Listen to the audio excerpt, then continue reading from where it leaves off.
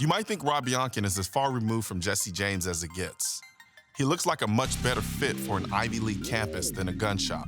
But when it comes to pushing the envelope for the emotions and feelings that a firearm can express, Rob and Jesse aren't so far apart at all.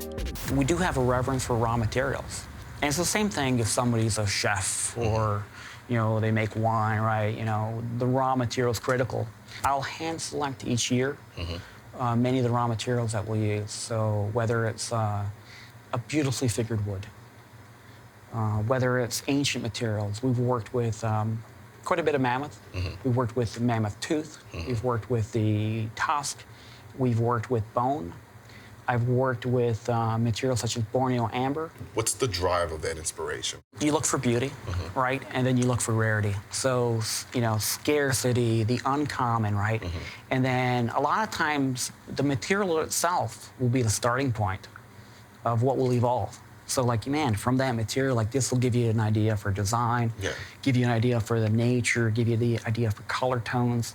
And so you just riff off of, sometimes it'll have its own will that you just work from. And we use that for quite a bit of inspiration. A lot of people will say we make beautiful guns, and we do.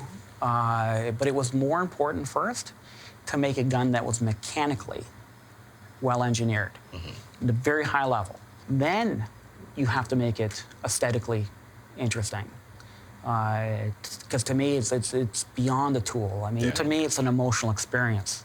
You create a gun, there's a relationship in that gun, and it might speak to you, it might not. But when you get it to talk, it's a beautiful thing. There's a component of advocacy that comes into play with what you're doing and the artistry involved in creating a firearm. And I say that because when you can take something like a firearm outside of the realm of just being a tool, as the other side has so conveniently called the tool of death, right?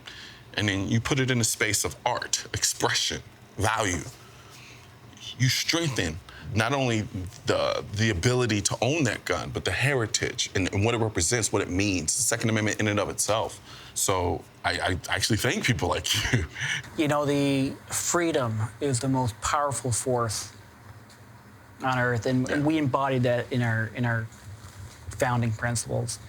And the gun represents that. Such an important aspect of a founding principle. So ideologically, it's a very fundamental and important part of our system that has to be preserved. Absolutely.